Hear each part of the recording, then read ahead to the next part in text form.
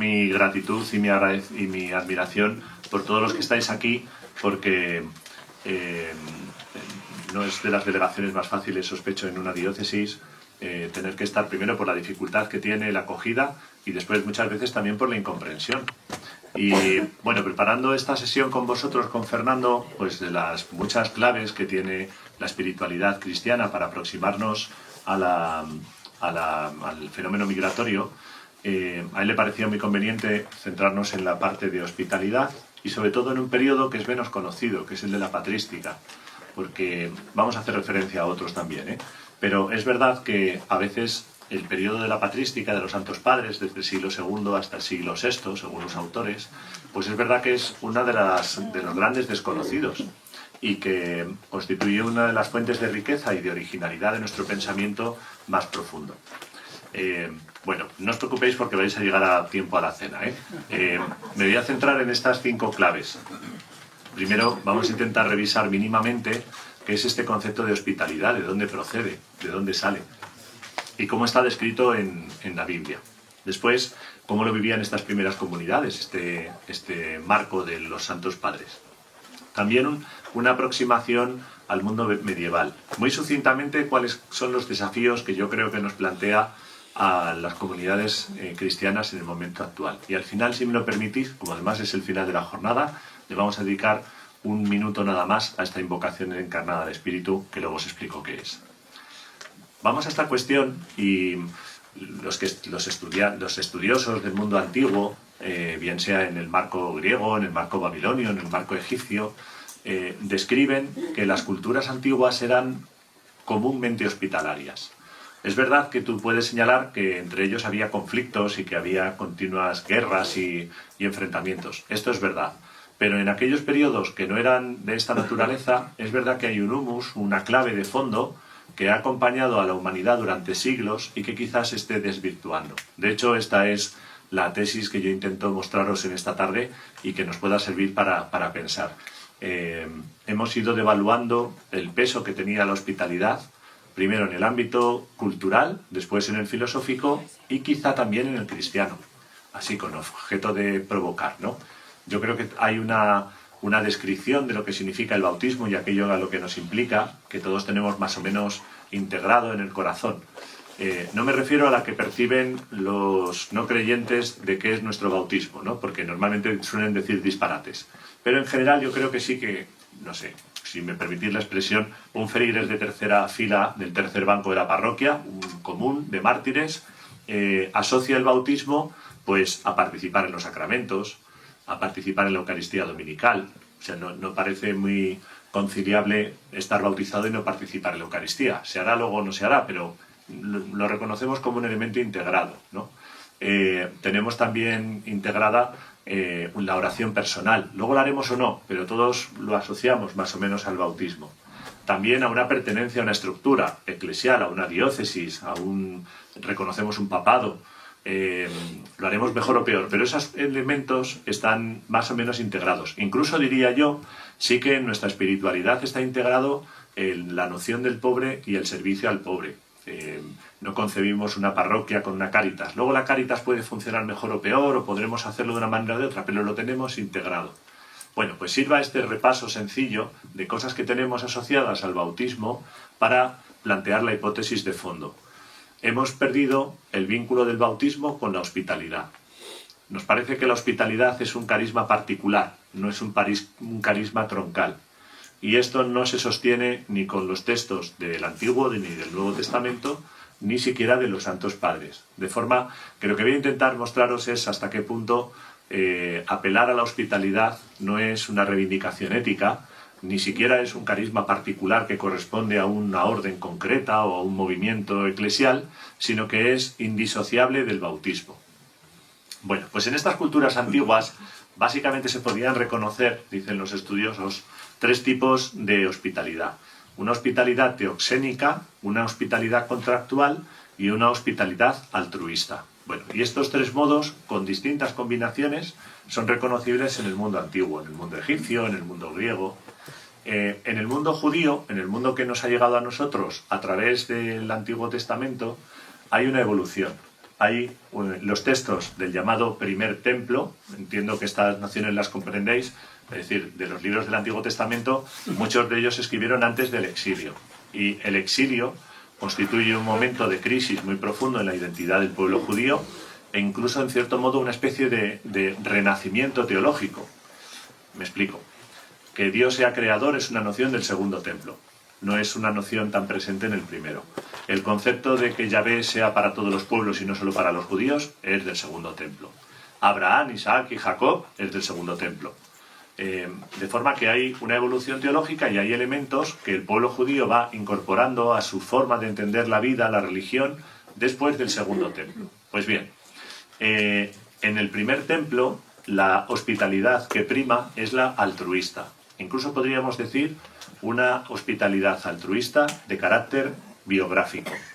Bueno, ya conocéis el famoso pasaje, aparece en el libro de los Números, en el libro del Éxodo.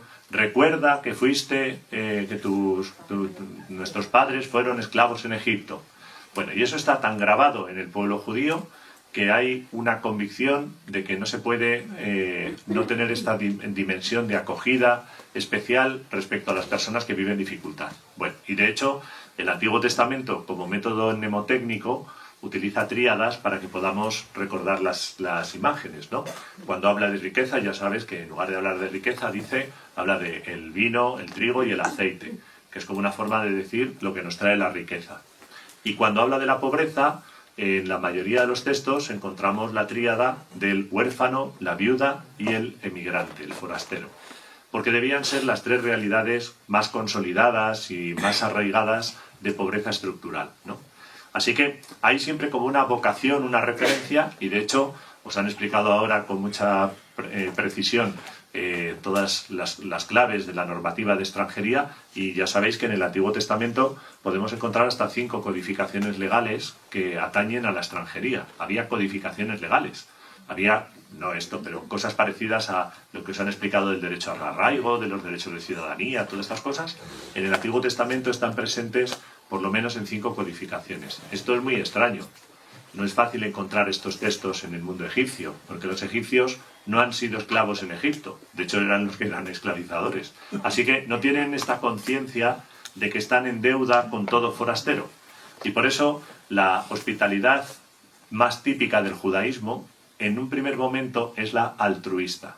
Pero en un segundo momento evoluciona hacia la teoxénica. Es decir, identificar que los forasteros son enviados de Dios.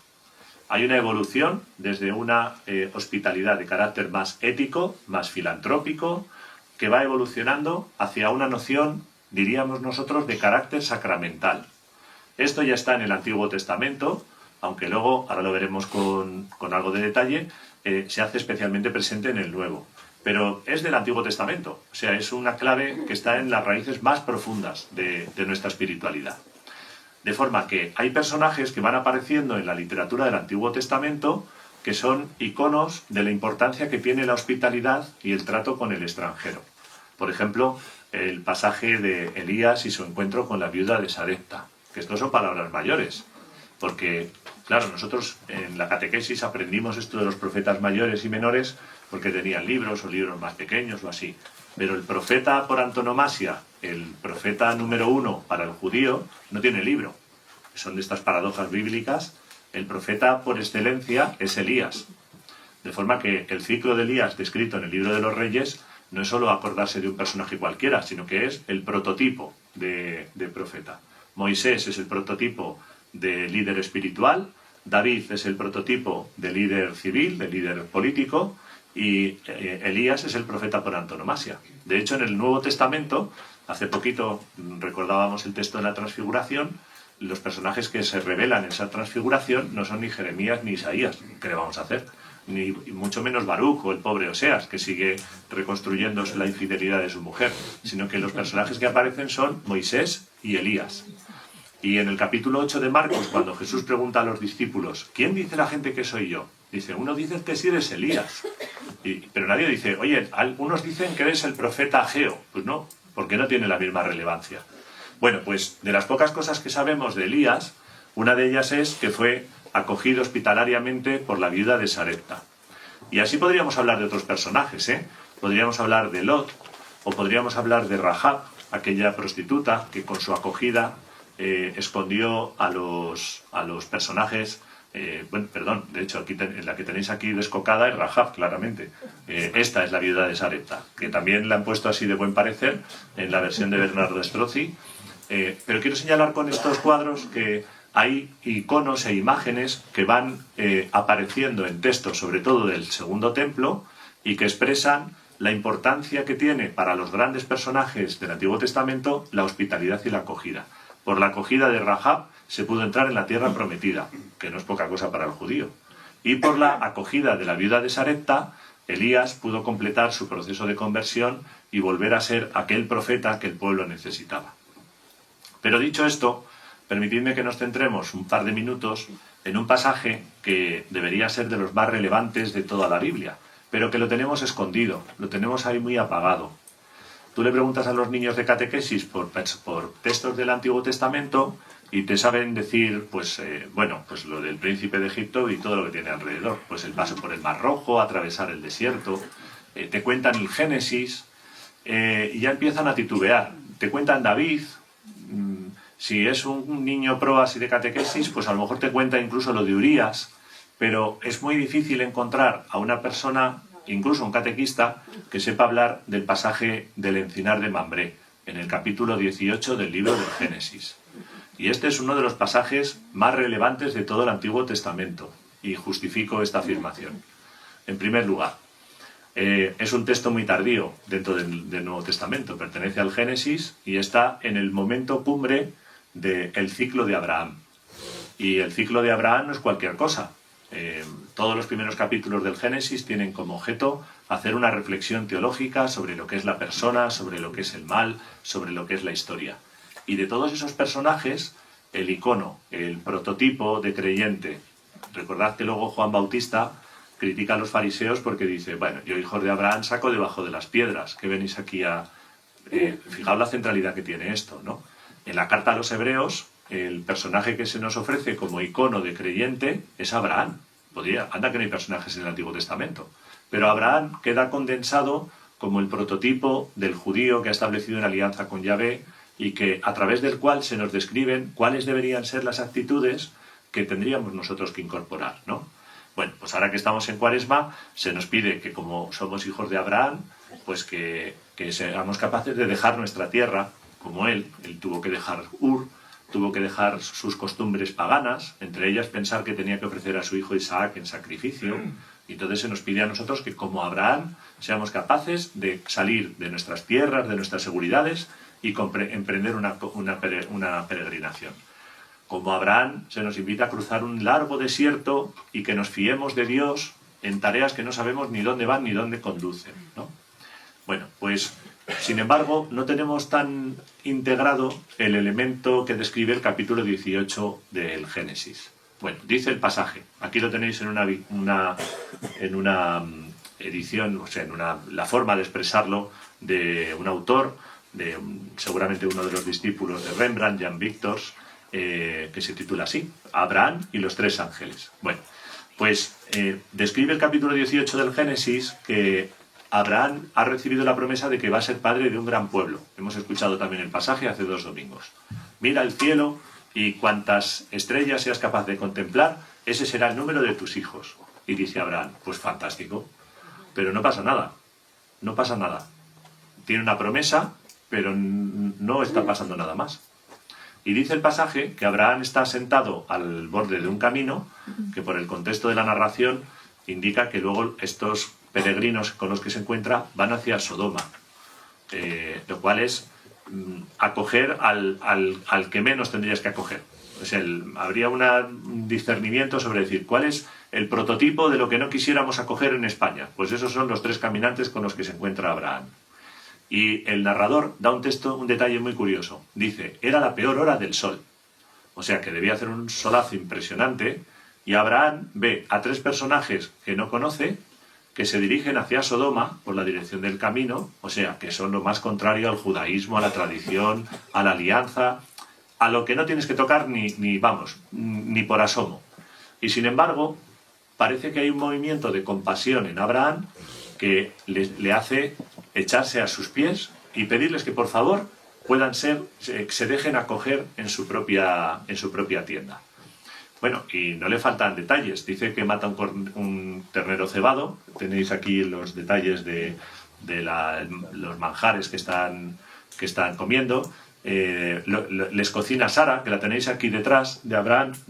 Lo que pasa es que ahí no se ve con la mancha, está como la vieja del visillo ahí espiando. Y de hecho, los tres caminantes le dicen a Abraham que le reiteran el mensaje: vas a ser padre de un hijo.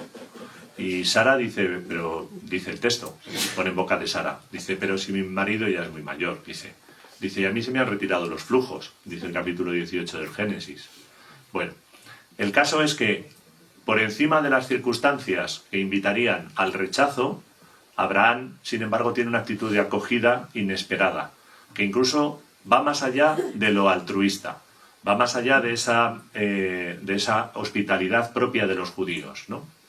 Bueno, y aquí viene donde este texto plantea cómo ha habido una evolución desde lo altruista hacia lo teoxénico. El pintor, que es muy bueno, lo pinta de una manera que tú y yo lo podamos entender. El texto no lo describe así, ¿eh? Dice que estos tres son tres personajes que le anuncian que va a ser padre y se lo dicen en el contexto de la comida donde han sido acogidos. Y el pintor, pues lo que hace es jugar con distintos volúmenes del cuadro. Y así tenemos a Abraham en un plano, a los tres personajes mirándole a él, y nosotros que estamos detrás vemos que tienen alitas. Abraham no lo ve. Abraham está viendo personas. Nosotros estamos viendo que no son solo personas, sino que son ángelos, que son enviados. Y bueno, como rezamos en el Padre Nuestro, que está en el cielo, en el origen de la vida, pues ¿cómo garantizamos que son enviados de Dios o no? Pues si vienen del cielo vendrán con alitas, ¿no? O eso con escaleras de bomberos, pero como no las había, pues entonces la pintura ha ido consagrando que una manera de expresar esto es ponerle alitas a los personajes. Bueno, y este texto marca un antes y un después en nuestra espiritualidad. ¿Qué hubiera pasado si Abraham hubiera dejado pasar a los tres caminantes sin decirles nada? ¿Qué hubiera ocurrido si Abraham no los hubiera detenido y no les hubiera pedido que le permitieran expresar su hospitalidad? ¿Qué hubiera sucedido si Abraham hubiera titubeado por el miedo a lo desconocido, por lo que llamamos ahora aporofobia, xenofobia, pues porque son de otra religión? ¿Qué hubiera pasado? Pues el texto, de forma muy consciente, quiere significar que la bendición de Dios que estaba volcada y prometida sobre Abraham no se habría ejecutado. Que el sí de Abraham consiste en la hospitalidad. Este sí que nosotros meditamos de forma tan bonita en María, hágase en mi voluntad, para el Antiguo Testamento, en la figura de Abraham, que es el padre de los creyentes, se expresa en la hospitalidad. O sea, insisto en la hipótesis, que si te vas a bautizar y no estás dispuesto a la hospitalidad, pues mejor no te bautices. Que no se puede intentar seguir una espiritualidad cristiana que se aleje de la dimensión hospitalaria. Porque es que esto, todavía si lo hubiera practicado el profeta Amós, con todos los respetos, pues hubiera sido una línea muy importante del Antiguo Testamento, pero no la centralidad que quiere expresar. Primero, que se vincule a Abraham con la hospitalidad. En segundo lugar, que Abraham sea reconocido como el padre de los creyentes. Y en tercer lugar, que el acontecimiento decisivo de Abraham, que es ser padre de un gran pueblo, venga precedido de la hospitalidad. La alianza por parte de Dios está ofrecida, pero las bendiciones de Dios prometidas solo se desatan si hay hospitalidad. Pues ya hemos terminado, ya nos podemos ir casi a cenar. Nos quedan unos minutos para ver cómo esto se transmite más adelante, pero yo creo que estos son palabras mayores. Y sí que creo que la evolución histórica ha hecho que vayamos separando esta línea de hospitalidad del núcleo troncal de nuestra fe, para plantearlo primero como una cuestión especializada de determinados carismas particulares, y ahora incluso en nuestro tiempo, dice el Papa Francisco en Fratelli Tutti, viviendo por ósmosis los mundos cerrados, nos llegamos a cuestionar la necesidad incluso de la hospitalidad. Bueno, seguro que esto os ha tocado en alguna tertulia, en algún grupo, que tú planteas los criterios que la Iglesia sugiere para la hospitalidad, y entonces pues te apelan primero a que, pero vamos a ser realistas, ¿no?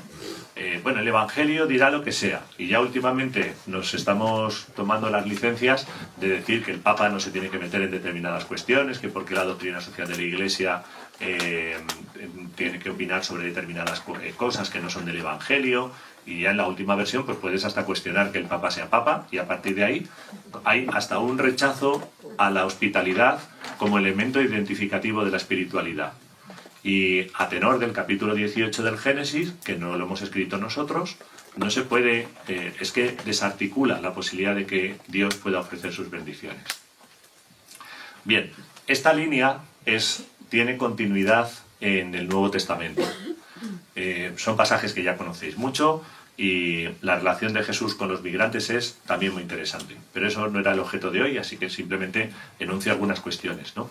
El profesor Pablo Alonso, que lo es de Biblia de nuestra facultad, hizo su tesis sobre el pasaje del encuentro de Jesús con la sirofenicia, y con un título provocativo, pero yo creo que cargado de mucha razón, tituló su tesis La mujer que cambió a Jesús. Que no es un titular así como muy, muy sugerente, pero en cierto modo es verdad que se puede leer en los pasajes bíblicos como hay una primera comprensión del ministerio de Jesús centrado especialmente en los judíos, y después una evolución a cómo los personajes no judíos y extranjeros tienen mayor facilidad para acoger el Evangelio que los propios judíos, ¿no? Le pasa al centurión del Evangelio de Marcos, le pasa a esta sirofenicia. Fíjate que Mateo sitúa que los tres iconos creyentes son los magos de Oriente, es decir, personas venidas de fuera. Así que hay un juego continuo que expresa una evolución de Jesús en la cercanía a estos personajes. Pero dicho esto, y no me voy a entretener en él porque esto es muy conocido, en palabras de Ratzinger y de Benedicto XVI, y yo creo que tiene razón, el capítulo 25 de Mateo seguramente es uno de los textos que más ha condicionado la historia de la humanidad. Por supuesto el cristianismo, pero la historia de la humanidad. El famoso pasaje con las tres parábolas, la de las vírgenes prudentes, los talentos, el juicio final. En Gaudete et Exsultate, la exhortación del Papa Francisco, él reivindica la santidad como una propuesta de felicidad y de esperanza para toda persona, y la identifica con la vivencia de las bienaventuranzas a la luz de lo que él llama el gran protocolo. Y el gran protocolo se está refiriendo a este pasaje, ¿no? Tuve hambre y me disteis de beber, tuve sed y me disteis de beber, fuiste extranjero y me acogisteis. Señor, ¿y cuándo te acogimos? Cuando lo hicisteis con uno de estos pequeños. Que en términos de esa primera clasificación que os ofrecía, nos hace entender que en el Nuevo Testamento se ratifica esta dimensión teoxénica. Y este pasaje sí que condiciona drásticamente toda la literatura posterior. De forma que las migraciones se convierten en un hilo conductor de toda la teología.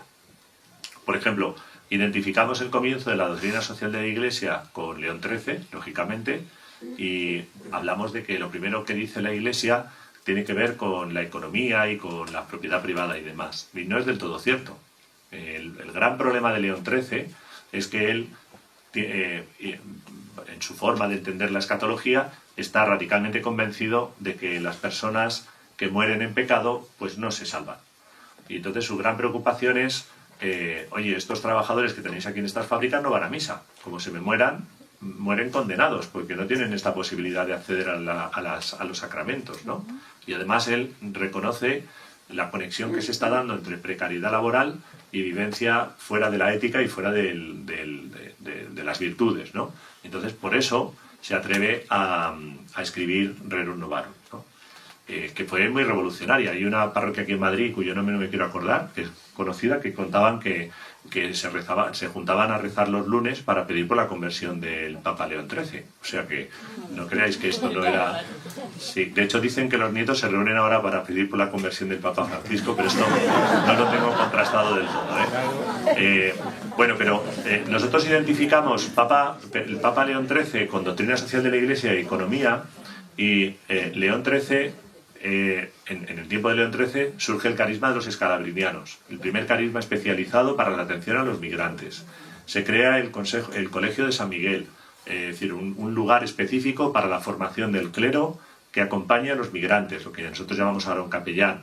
Y toda esta preocupación es originaria de León XIII, con las mismas tesis. La preocupación de León XIII es: se me están marchando los italianos a trabajar a Estados Unidos porque aquí no tienen oportunidades, y allí ¿quién los atiende? ¿Y quién confiesa a estos pobres italianos?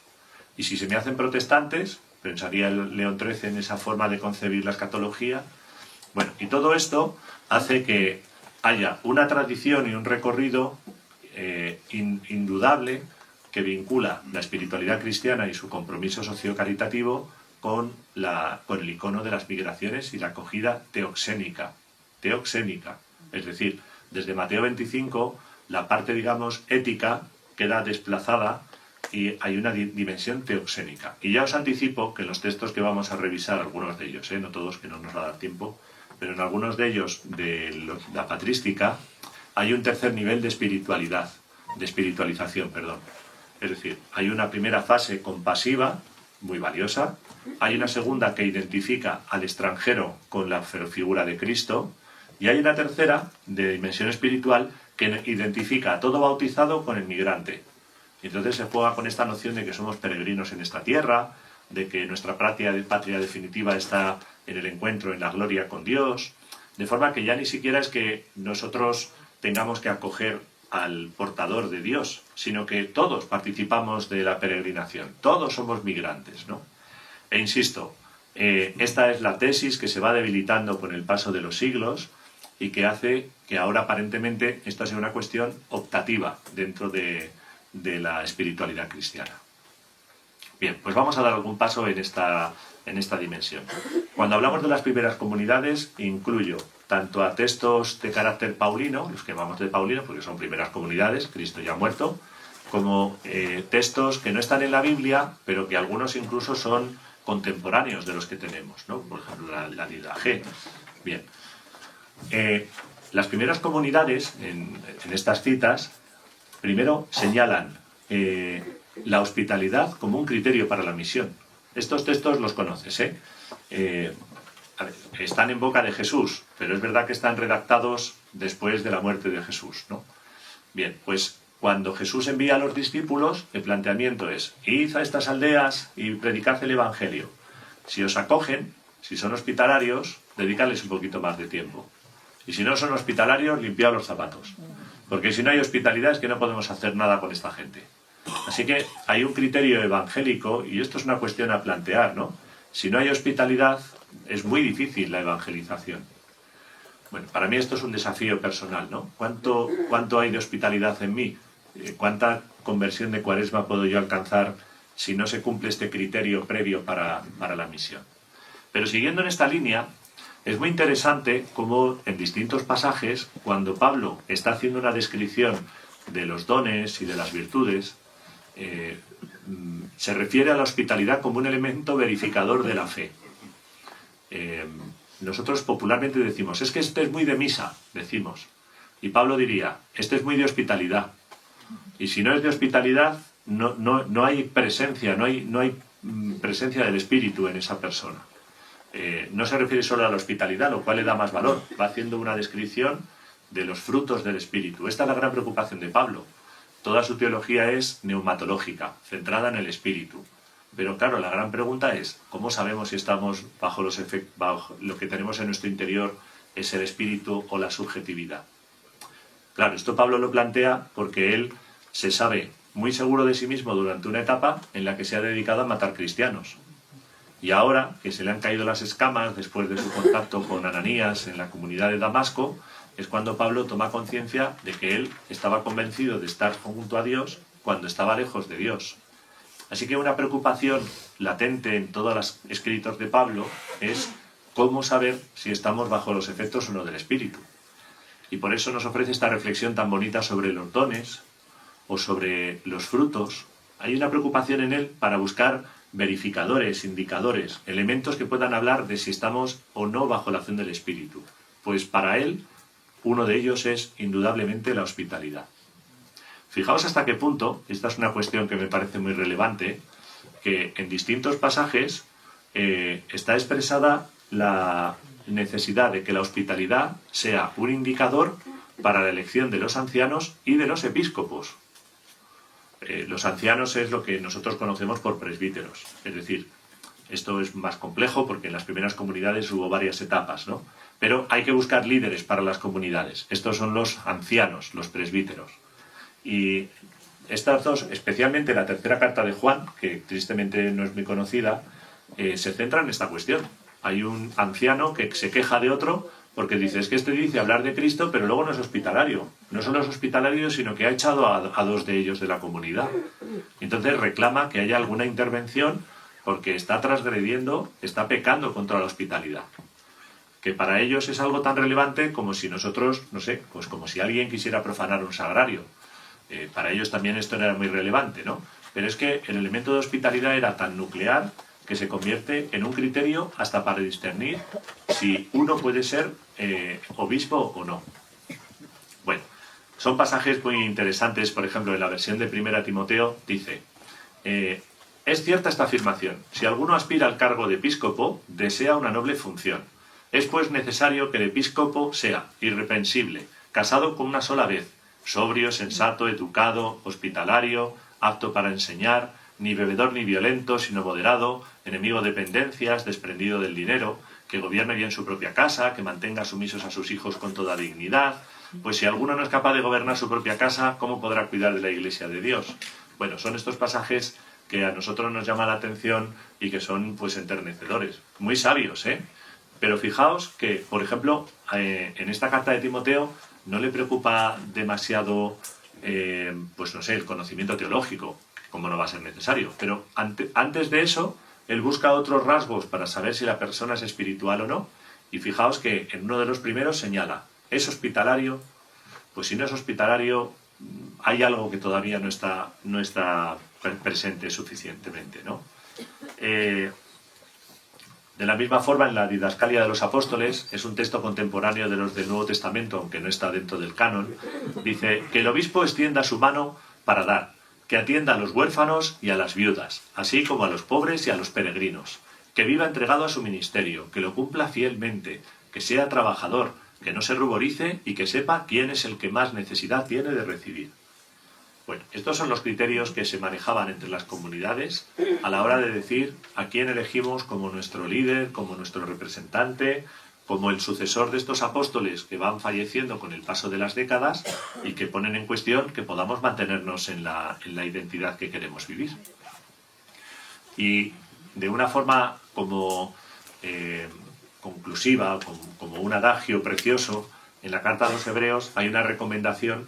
La carta a los Hebreos no es tanto una carta, más bien es una especie de catequesis mistagógica para los que han recibido el bautismo y se van haciendo distintas recomendaciones. Se sitúa a Abraham como el padre de los creyentes, a Cristo como el centro de la historia, y en un pasaje que es muy utilizado se habla de no olvidéis la hospitalidad. Por favor, bautizados, no os olvidéis de esta dimensión. Bueno, es una frase muy bonita. Fijaos que nosotros nos sobrecogió aquella confesión que hizo el Papa Francisco cuando uno de los cardenales le dijo, no te olvides de los pobres. Bueno, pues en ese mismo tono, esta es la petición y la recomendación. No te olvides de la hospitalidad. Bueno, seguro que ya estás pensando en escenas de tu parroquia, de tu vicaría, de tu diócesis, donde dices, nos falta un poco. Se nos ha ido un poco el horizonte de estas pretensiones que tenían los antiguos padres, ¿no? Bueno, vamos a textos que son de otros autores, no están en la Biblia, son de distintos siglos, hay textos del siglo II, del siglo III, del siglo IV. No voy a entretener mucho en la descripción para que lleguéis a cenar, pero creo que tienen elementos que son muy sugerentes y que nos permiten, primero, entender la continuidad que tiene este pasaje del Encinar de Mambré con Mateo 25, la relevancia que tiene el forastero y cómo va configurando una forma de ser, ¿no? Bueno, en el discurso a Diogneto hay una clave que se adelanta en siglos a lo que luego tú y yo llamamos dignidad. Este concepto más bien del Renacimiento, de Pico de la Mirándola, pero este texto lo hay a docenas. con matices, con otras imágenes, con otros autores, pero es una línea transversal de todos estos primeros obispos que nosotros llamamos santos padres, ¿no? Dice: Dios ha amado a los hombres, para ellos ha creado el mundo, a ellos les ha sometido todo cuanto existe sobre la tierra, les ha dado la razón y la inteligencia. A ellos únicamente les ha permitido elevar la mirada hacia el cielo. Los ha formado a su imagen, les ha enviado a su Hijo único. A ellos les ha prometido el reino de los cielos, que dará a quienes lo hayan amado. Bueno, esta es una reflexión que está hecha con varias orientaciones. Primero, superar las dificultades propias de la convivencia dentro de la comunidad. Las primeras comunidades también tienen sus tensiones y de hecho Pablo se dedica en sus cartas a intentar apagar fuegos. Escribe a los tesalonicenses para que trabajen un poquito más, a los corintios para que no se enfaden entre ellos porque uno es de Apolos, otros de Cefas. Tiene una segunda intención, que es identificar a la comunidad cristiana como aquella que, a diferencia del mundo pagano, sigue acogiendo al forastero como un signo de identidad. Y en tercer lugar, tiene también como objeto señalar que en la base y el fundamento de la hospitalidad, ya lo expresó también este pasaje del Encinar de Mambré, con independencia del origen, del grupo étnico, de la cultura, hay una imagen y semejanza de Dios que genera una igualdad. Bueno, de hecho, Pablo lo expresa en la carta a los Gálatas con otros términos, ¿no? Lo remite al bautismo. Todos los bautizados, con independencia de el bautismo, tiene una fuerza tan profunda que ya no tiene sentido hablar de romanos, de griegos, de mujeres, de hombres. Estamos hablando de bautizados. Pero junto a eso hay un equilibrio entre señalar la distancia respecto a los que viven otras confesiones, a los que son paganos, sin olvidar que están creados a imagen y semejanza. Bueno, esta es una clave que luego se difuminó algo y que recuperó el Concilio Vaticano II para poder hacernos entender de qué hablamos cuando nos referimos al concepto de dignidad. De hecho, cuando está refiriéndose Arístides de Atenas a los rasgos de qué es lo que nos configura como cristianos, los describe así. Dice: no adoran a los dioses extraños y viven con toda humildad y mansedumbre, y en ellos no se halla mentira. Se aman a unos a otros y no desprecian a las viudas, y libran al huérfano de quien lo trata con violencia. Y el que tiene da sin envidia al que no tiene. Apenas ven a un forastero, lo introducen en sus propias casas, y se alegran por él como un verdadero hermano. Estos son los rasgos en un texto que nos recuerda al capítulo, las primeras páginas de los Hechos de los Apóstoles, ¿no? Aquello que lo ponían todo en común, que tenían un solo corazón. Bueno, estos textos que tienen un punto idílico, pero que al mismo tiempo están marcando un horizonte. Fijaos lo que sería para nosotros, este texto tiene más de 18 siglos, lo que sería para nosotros hacer un análisis de nuestras comunidades, no adorar a dioses extraños, es decir, no aceptar idolatrías, vivir con humildad y con mansedumbre, hablar en verdad, que entre las comunidades, dentro de una parroquia, que no haya mentira, que no haya violencia. Fijaos la referencia a esta tríada que señalábamos antes, la viuda, el huérfano, el forastero. Y fijaos lo que sería a todos los feligreses buscando forasteros para llevárselos a casa, ¿no?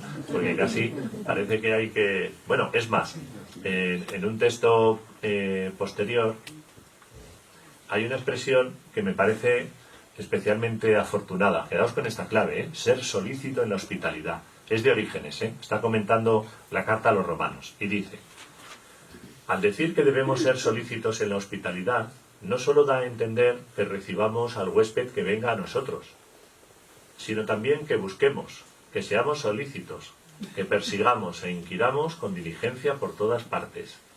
No sea que acaso en alguna de ellas, se halle en las plazas y tenga que dormir fuera de techo. Recuerda a Lot y hallarás que no los viajeros a él, sino él mismo los buscaba a ellos. Y esto es ser solícito en hospitalidad. Bueno, si tú quieres hacer una tesis en Cristología y no hacer mención de Orígenes, pues te suspenden, porque es un autor que no se puede olvidar, y en antropología teológica y en otros elementos, ¿no? De forma que no estamos hablando de autores secundarios, estamos hablando del conjunto de los autores que nos ha ayudado a entender cuál es nuestra fe en unos siglos decisivos donde se está configurando la estructura eclesial que ha llegado hasta nosotros, nuestro credo, el que estamos celebrando como acontecimiento este año, pues de estos mismos autores, de la misma manera que reflexionan sobre la doble hipóstasis de Cristo y sobre la naturaleza trinitaria, el prosopon, la circuncinesio, la perijólesis, todos estos conceptos, Orígenes está diciendo, necesitamos ser solícitos en la hospitalidad. Es una expresión que a ti te sonará de esto de la iglesia de las periferias, ¿no? De la iglesia en salida. Bueno, pues tiene esta noción.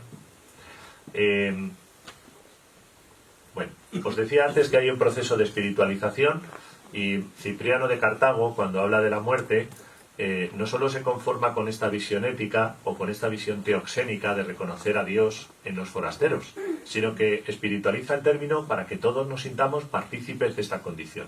Dice, demostremos que somos lo que creemos. Debemos pensar y meditar, hermanos muy amados, que hemos renunciado al mundo y que mientras vivimos en él somos extranjeros y peregrinos. El que está lejos de su patria es natural que tenga prisa por volver a ella.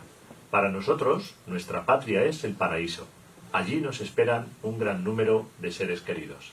Allí nos aguarda el numeroso grupo de nuestros padres, hermanos e hijos, seguros ya de su suerte, pero solícitos aún de la nuestra. Fijaos que cuando llega la Cuaresma sí que aceptamos este lenguaje de estar en camino, de ponernos en marcha, hacemos la peregrinación a Santiago y entonces queremos reproducir las condiciones de los peregrinos. Hay una identificación entre que solo en régimen de peregrinación se puede contemplar con verdadera profundidad la identidad de Dios. Esta es una tesis que yo creo que está más que justificada en el Antiguo Testamento. Las personas que participan de la peregrinación están más cerca de comprender el rostro de Dios. Y por eso ni siquiera se trata de ayudar a las personas que están en situación de vulnerabilidad, pues porque están en situación irregular o porque son refugiados, sino que se trata sobre todo de que nos cuenten cómo es Dios, porque es posible que ellos tengan más elementos para interpretar al verdadero Dios al que nosotros seguimos. Estas son las implicaciones de esta identificación. O somos peregrinos, o tenemos experiencia de peregrinación, o tenemos más dificultades para poder contemplar el rostro de Dios. Bueno.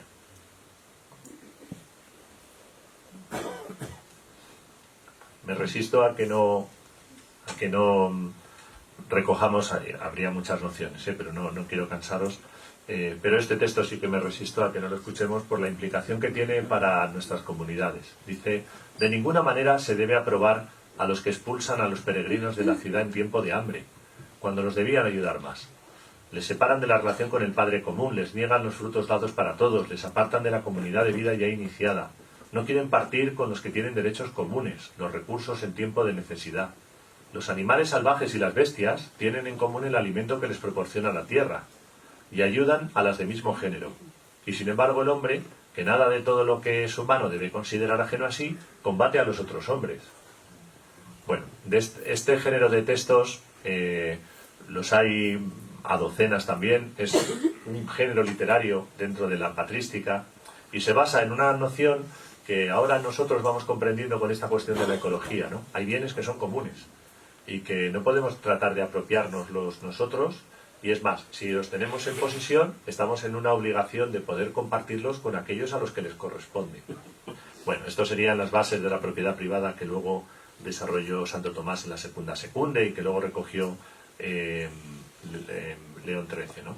Porque las cuestiones que plantea la Iglesia en el ámbito de la moral social, muchas de ellas están enraizadas en estos textos, que tristemente son desconocidos, pero que le dan una solidez y una tradición y que tristemente incluso tienen hasta frescura. Sí que merece la pena que nos detengamos mínimamente en la figura de San Basilio Magno. Esta es en una versión del Greco, porque para el siglo IV la Iglesia ya tiene un reconocimiento oficial, ya tiene una institución, y es más, por este reconocimiento tiene muchos más fondos para llevar a cabo la caridad, ¿no? El profesor Fernando Rivas tiene hay varios autores, ¿no? Pero Fernando Rivas tiene un libro muy interesante sobre cómo vivían las primeras comunidades. Lo hace no tanto desde los textos oficiales los comentarios a los evangelios, sino desde las cartas, porque en las cartas se pueden percibir más cosas cotidianas que les pasa, que les ocurre. Y va describiendo cómo hay un fenómeno que es vincular la Eucaristía al compartir los bienes, lo que tú y yo llamaríamos el cestillo. Bueno, pues está arraigado en las primeras comunidades, se pone en muchas ocasiones el dinero en manos de las viudas y constituyen una red que va creciendo en la medida en la que va habiendo conversiones de los cristianos. A tal punto que para la época y el de San Basilio son capaces de crear instituciones. De manera que en este periodo empiezan a florecer las xenodoquias. Xeno, de xenofobia, significa extranjero, en este caso no es fobia, sino lugares para el cuidado de los peregrinos. Hay también testimonios de reglas de los cabildos que tienen, reproduciendo esta vida monástica, también tienen que integrar esta dimensión. Pero no solo esto, sino la creación de las llamadas órdenes militares, que están hechas para proteger a los peregrinos. De forma que hay una institucionalización que ya se traduce durante todo el medievo en estructuras que tienen que ver con la protección de los caminos, con la atención para los peregrinos. Es decir, no son solo ni siquiera una meditación espiritual o un recordatorio de pasajes, sino que tiene una traducción concreta en experiencias y en estructuras de servicio directo. Bien, esta es una de las ruinas, esta es en Somport, de uno de los primeros hospitales que se construyeron y que, de hecho, bueno, pues vertebran Europa y tienen todas las implicaciones que ya conocemos, pues de la introducción del románico, con la conexión de Europa, dotar de elementos identitarios que nos permiten hablar de Occidente, y debajo de esto siempre está esta clave de intentar atender de forma teoxénica a las personas que caminan. No son cualquiera, sino que son portadoras de Dios. Vamos concluyendo. Es posible que estemos en una iglesia, dice el Papa Francisco, de mundos cerrados. Y si has leído Fratelli Tutti, el capítulo 2 se centra sobre todo en la meditación de este pasaje del samaritano. Esto es personal y por tanto discutible. La carta de Diogneto, que es uno de los textos que hemos revisado, invita a que los cristianos no se nos distinga demasiado de lo cotidiano.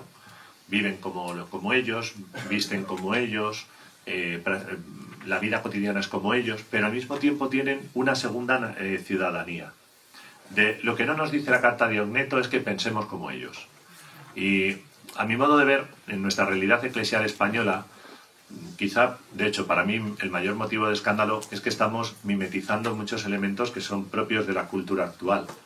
Estamos aceptando la polarización de la cultura y la estamos integrando dentro de nuestro ser eclesial. Estamos aceptando las ideologizaciones que se están dando en temas que son de calado. Yo creo que sobre todo tres: la cuestión medioambiental y ecológica, la cuestión de igualdad de la mujer y la cuestión de las migraciones. Estamos aceptando dentro de la Iglesia que las migraciones puedan ser un ariete que condicione el voto, que condicione las opciones políticas o que condicione las políticas internacionales. Recordad, justo antes de la invasión de Ucrania, la aparición de esas masas de migrantes sirios en la frontera entre Bielorrusia y Polonia, con la que se quería condicionar los acuerdos para dónde llevar el gas. O recordad aquella experiencia que tuvimos en Ceuta y en Melilla con aquel presunto viaje de Ronaldo que puso a miles de adolescentes en Ceuta y Melilla, ¿no? Con objeto también de condicionar. Bueno, yo creo que en la Iglesia estamos posiblemente aceptando esa polarización externa y utilizando las migraciones como un elemento de identificación intraeclesial, que no se sostiene en los textos que estamos viendo, e incluso de un cuestionamiento de que nuestra fe tenga que estar vinculada a este tipo de experiencias. Y yo, si tuviera más tiempo, pues os sacaría más textos para tratar de desmontar esta posibilidad. Os hablaría más de las xenodoquias, os hablaría pero eso tendrá que ser para otra ocasión, de la disputa que tuvieron la escuela de Salamanca con la intención del rey de prohibir que se pudiera transitar de una ciudad a otra. Es decir, que los pobres pudieran irse de Zamora a Salamanca. El rey intenta prohibir esa práctica y hay una disputa hasta de Estado para señalar que cómo no van a poder los migrantes moverse de un sitio para otro, ¿no?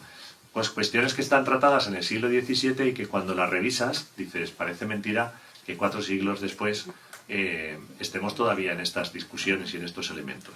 Nos quedan 3 minutos por si alguien quiere hacer alguna pregunta, comentario o discrepancia, porque el último sí que me lo reservo.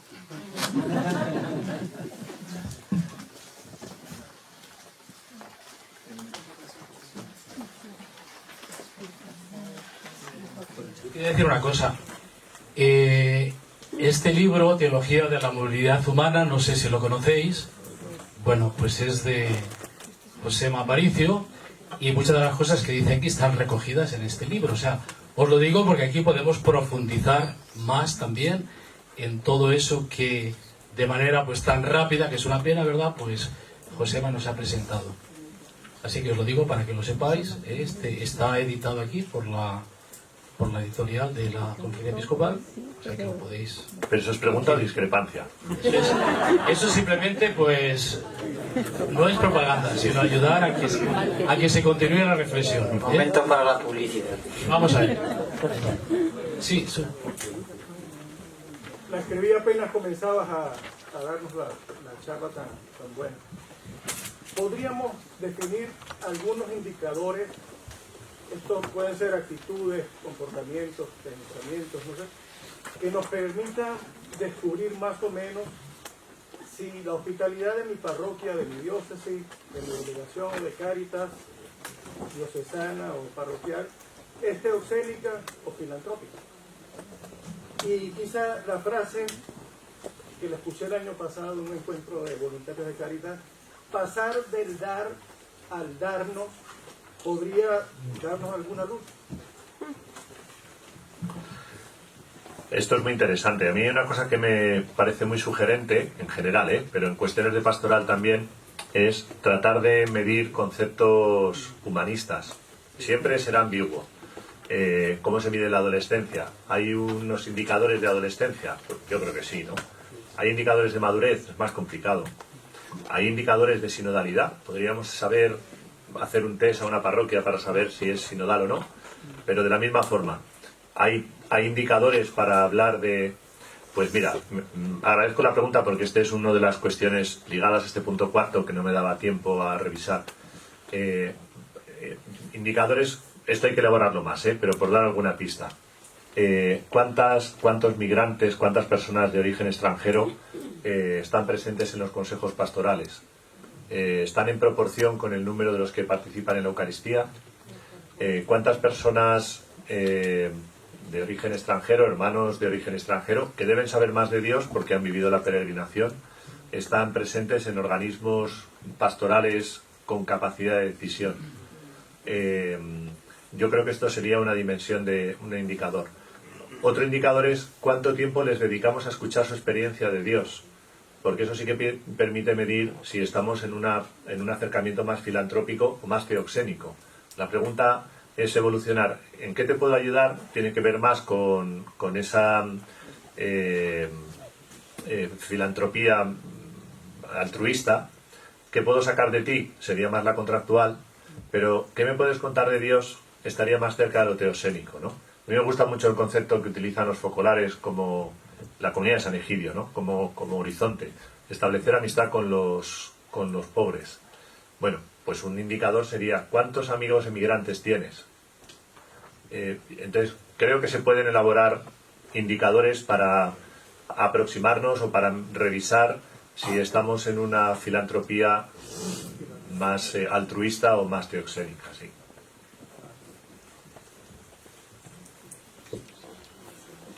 El último, este cuadro yo le tengo mucho cariño, es de un pasaje que a mí me gusta mucho porque mide, esto sirve para medir la capacidad de fe de un pueblo. Está haciendo de fe de un pueblo, sí, porque este está haciendo referencia a un episodio lamentable en el que los judíos se están enfrentando depende de la versión, con los moabitas o con los amorreos para entrar en la tierra prometida. Y entonces, pues los judíos dicen que la tierra es prometida para ellos y los que están dentro dicen, yo creía que era para mí, claro. Y entonces, pues hay un enfrentamiento y el libro describe cómo Moisés, cuando levanta los brazos, pues consigue que los judíos vayan recuperando terreno a los amorreos y cuando baja los brazos son los amorreos los que van recuperando terreno. Y entonces la escena es lamentable, o sea, primero grotesca, ¿no? Porque tú imagínate, yo si fuera Moisés y haría así y así para ver cómo están como los moros y cristianos de un lado para otro. Y ya abundando en lo grotesco, pues hay un momento en que Moisés está tan cansado que se le caen los brazos. Entonces aquí tiene a sus dos hermanos sosteniendo los brazos a Moisés para que le sigan dando cera a los amorreos y a los moabitas, ¿no? Esto lo leemos en el ciclo B y decimos palabra de Dios, y aquí viene la medición del pueblo, todo el mundo dice, te alabamos Señor, con un ejercicio de genocidio, ¿no? Y además muy agradecidos a que en nuestras comunidades no hayan muchos amorreos, porque tendríamos denuncias por delito de odio sistemáticamente cada 3 años. Bueno, pues son de estos pasajes del Antiguo Testamento que hay que leer con los ojos de Cristo, y si no, no hay forma no tienen un pase. Y Vicente de Paúl hace una relectura que a mí me parece muy sugerente cuando señala, él habla de los sacerdotes, pero bueno, ahora el sacerdocio lo entendemos también como común, o sea que en el fondo todos los bautizados. Y dice, tenemos que ser como el Moisés que eleva los brazos para que las personas que viven en pobreza puedan encontrar una fuerza, un aliento contra su lucha. Entonces a mí el pasaje de Moisés levantando los brazos para que se carguen a los amorreos no me sugiere nada, pero esta posibilidad de que levantar los brazos, que el trabajo, la oración que hacemos pueda estar ayudando a las personas a combatir contra la pobreza, esto sí que me parece más palabra de Dios. Así que si me lo permitís, os invito a que el último minuto sea que elevemos nuestros brazos, que pensemos en las personas con las que tenemos amistad procedente de las migraciones, que podamos dar gracias a Dios por poder levantar los brazos por ellos, que en esta Cuaresma podamos renovar nuestro compromiso de ser brazos levantados para ellos, y que le pidamos a Dios que el cansancio que supone eso pues esté compensado por su gracia. ¿Os parece?